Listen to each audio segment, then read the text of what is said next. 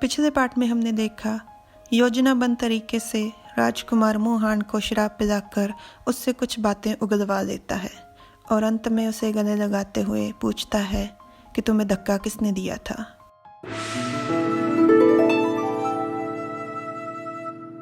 Hello everyone, मैं तुम्हारा हूँ पार्ट 14। राजकुमार का सवाल सुन मोहन को अपने बचपन का हादसा याद आता है। उसने बहुत अच्छी और शॉल ओढ़ी हुई थी और कोई उससे कहता है कि तुम इतने महंगे कपड़ों के लायक नहीं हो, और शॉल छीनने के चक्कर में वो उसे धक्का दे देता है। मोहन पानी में गिर जाता है। मोहन राजकुमार को उत्तर देते हुए कहता है, मैं खुद से गिर गया था। राजकुमार को मोहन के जवाब पर यकीन नहीं है, तो वो अपने मन में सोचता है, इतने अमीर इंसान प्रधानमंत्री के घर में तालाब के किनारे बाड़ तो होगी ही। बाड़ छोटी सी दीवार सुरक्षा के लिए, और मोहन छोटा मालिक था तो इसके आसपास नौकर चाकर भी ज़रूर होंगे। तो उन्होंने इसे इतनी सर्दी में इतने ठंडे पानी में कैसे गिरने दिया। इसे ज़रा सा कसकर पकड़ने पर मुझे डर लगता है कि कहीं मेरे कारण इतने प्यारे इंसान को दर्द न पहुँचे। पता नहीं कौन पत्थर दिल होगा जिसने इसके साथ ऐसा किया। ये तब छोटा बच्चा था, ये कितना डर गया होगा, कितनी ठंड लगी होगी और कितना दर्द हुआ होगा। राजकुमार जज्बातों में बह उसे चूम लेता है। मोहन कहता है, वहाँ गई? तो राजकुमार उसे कसकर गले लगाते हुए कहता है, मैं तुम्हारे लिए बदला ज़रूर लूँगा। और मोहन मन में सोचता है, मैं इस स्नेह के एहसास का आनंद लेने के लिए कुछ समय के लिए खुद को कमज़ोर और दुखी रहने दे सकता हूँ। उसके कहने का मतलब था कि वो नहीं चाहता कि कोई भी उसे कमज़ोर और दुखी देखे या समझे, पर वो आज राजकुमार के स्नेह के लिए, इस स्नेह के आनंद लेने के लिए खुद को कमज़ोर और दुखी दिखने से रोकना नहीं चाहता। अगली सुबह राजकुमार कहीं जाने के लिए तैयार हो रहा है और वह मोहन से कहता है, मैं आज सारा दिन बाहर रहूँगा, तुम दोपहर का खाने पे मेरा इंतज़ार मत करना। हाँ, रात के खाने तक मैं आ जाऊँगा, और तुम अगर घर पर बैठे बैठे ऊब जाओ तो 2 लोगों को अपनी सुरक्षा के लिए लेकर तुम बाहर घूमने जा सकते हो। और मन में सोचता है कि मोहन उसकी हर बात का बस में जवाब दे रहा है। वो दुखी लग रहा है। तो अचानक से वो कहता है, मैंने सुना है कि सारी पुरुष पत्नियां शहर के पश्चिमी बगीचे में मिलती हैं और खेलते हैं, तुम भी जाओ और वहाँ पे खेलो। तो मोहन हंसने लगता है और कहता है, मैंने तो ये पहली बार सुना है, और वो भी आपसे।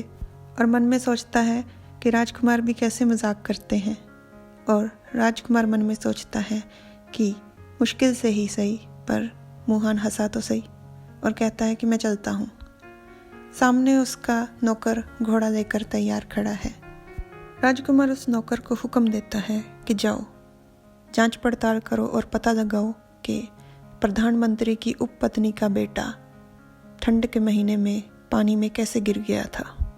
तो नौकर कहता है, जी मैं अभी जाता हूँ।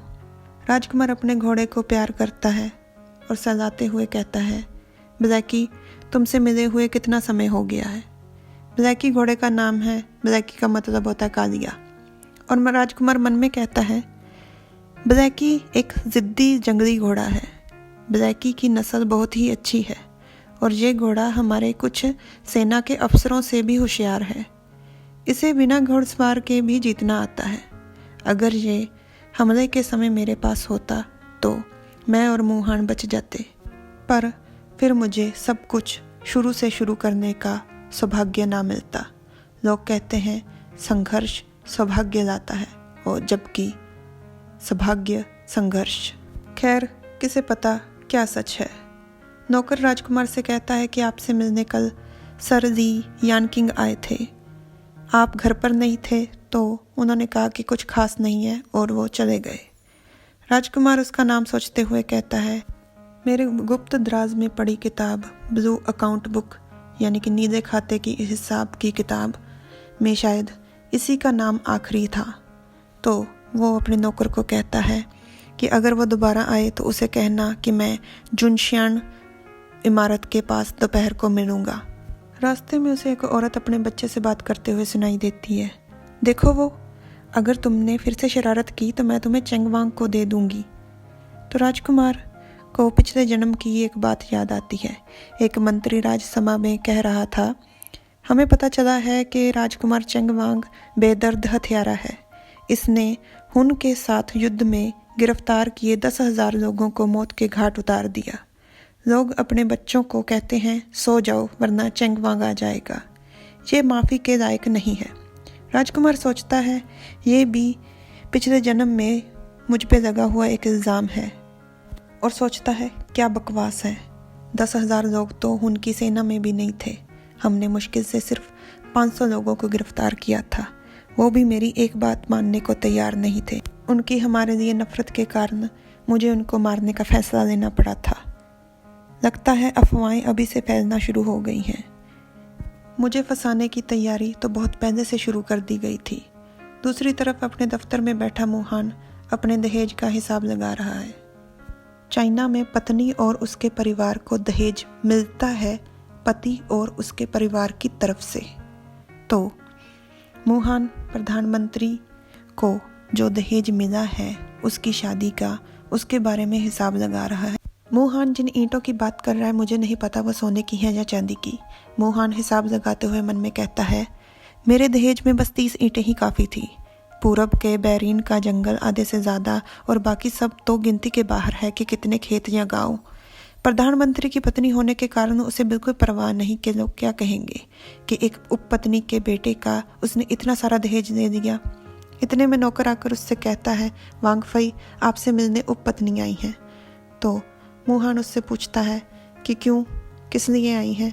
तो नौकर कहता है, मुझे पक्का यकीन है वो आपसे कहेंगी कि उसे कुछ महीनों का समय चाहिए आपको घर के खर्च का हिसाब किताब देने के लिए, पर आप मना कर दीजिएगा समय देने से।